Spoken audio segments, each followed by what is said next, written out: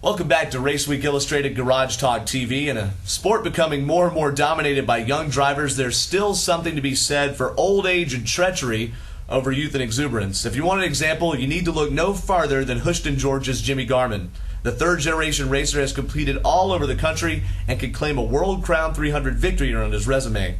These days, he splits his time between driving, building race cars, and working as a crew chief, and our own Brandon Reed got him on the show long enough to talk for a few minutes in the Garage Talk Pit Road Spotlight. Well, Jimmy, it's already ready to go racing in 2012. You've already been doing some racing. How's the new year looking for you? Well, yeah, we did race last weekend at Mobile and Pensacola. We're planning just to do the Pensacola race and got postponed to Sunday, and the guys will drive for us like, well, let's go on to Mobile. Never been there, first time at the track, and actually went good. We brought the car home in one piece, which was a plus. That way we can learn more about the setup, and we're planning on going back down there in a month. Now, Jimmy, you come from a racing family. Your step-grandfather was Jack Brogdon. He was a pioneer stock car driver in the 30s and 40s, won at Lakewood.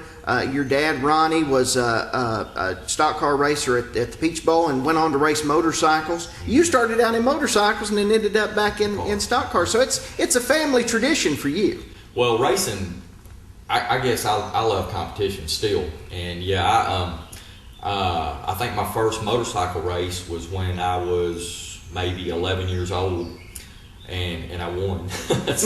But I raced motorcycles forever, and then my father came to me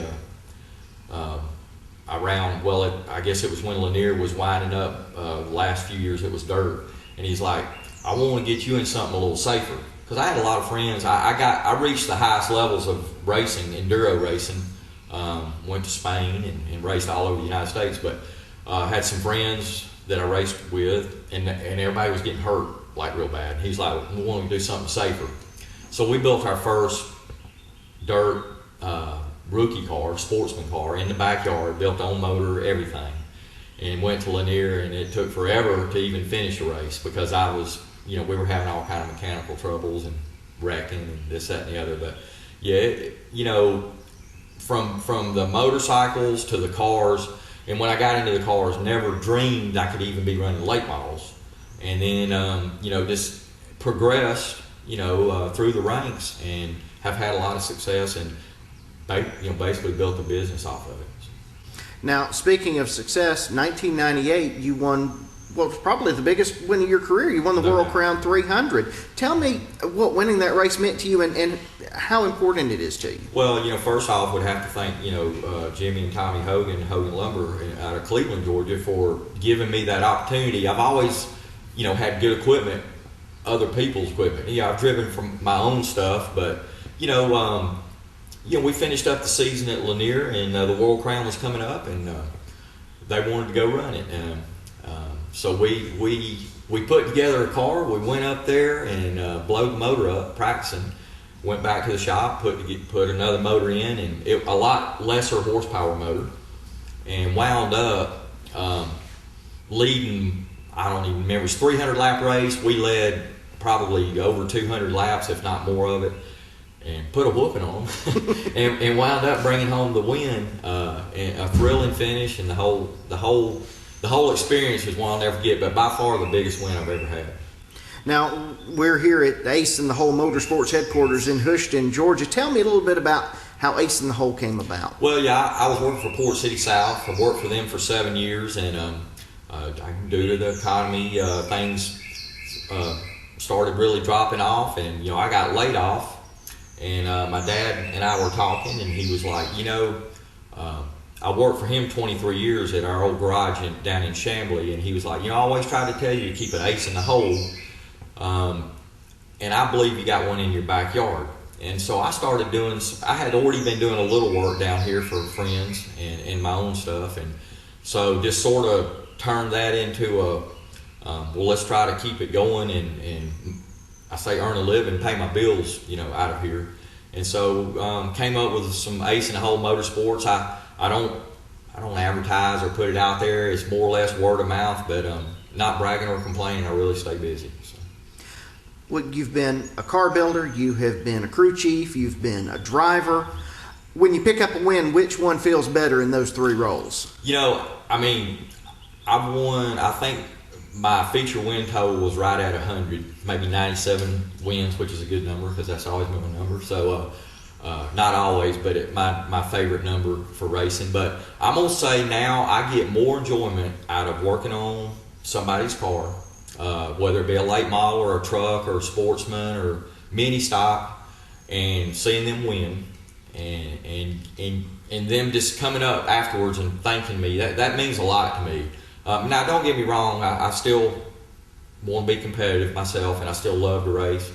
And it's been almost 2 years now, 2 years this June, that I did win at Gresham in a heck of a finish, heck of a race with Bubba Pollard. So maybe he was off that day, but I know when you outrun him, you've done your work. So we were real pleased.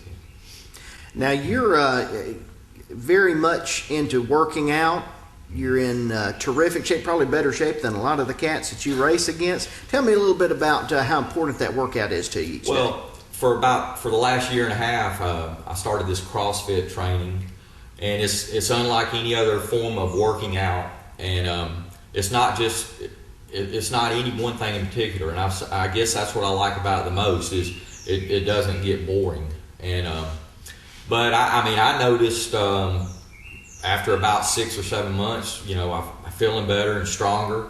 And when you're behind the wheel of one of these cars, I think it keeps your mental focus, you know, sharper. And, you know, ran the World Crown back in November at Gresham. Long race, you know, grueling race. And at the end of the race, you know, you get out of the car and you're like, well, we could do that again. It just makes a big difference behind the wheel.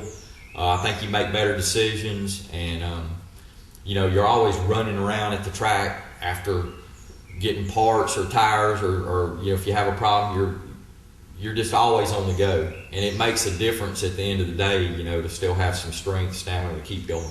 So I enjoy it. You've had a good long career. You're a veteran driver. Who are some of the folks that have helped you over the years? Well, you know, I mean, first and foremost, my father, Ronnie Garmon. I mean, I couldn't have done without him. And then, you know, I've driven for you know, like I said, Jimmy and Tommy Hogan, but I've had a lot of people help me over the years. Sponsors, Centos Uniform Company, Sylvan Pools, Ronnie Mayer Towing out of Chamblee, Ricky Walls that owned collision repairs back in the day in Norcross. Friends, family, Lamar Wood, man, we teamed up, and we were a force when we used to go to Lanier. My brother-in-law, we'd roll in there and really, for two guys out of their backyards, was making a scene, you know. So just lots of people. I don't want to forget anybody that have helped me get to where I'm at, you know. What does the future hold for Jimmy Garmon? Well, you know, I still feel like I can drive a race car, and I want to try to be competitive. Driving for Jeff Hunsinger and Leroy Head, super late model now. We plan to keep, you know, racing, but I enjoy crew chiefing. Been crew chief for Dalton Grindle, and we're gonna start getting him on the map. We've learned some things with these cars, and you know, I just want to keep doing what I'm doing and paying my bills. And Jimmy will stay busy over the next few months between building cars, working with youngster Dalton Grindle, and getting ready for North Georgia Super Late Model opener next month at Gresham Motorsports Park. We'll be right back.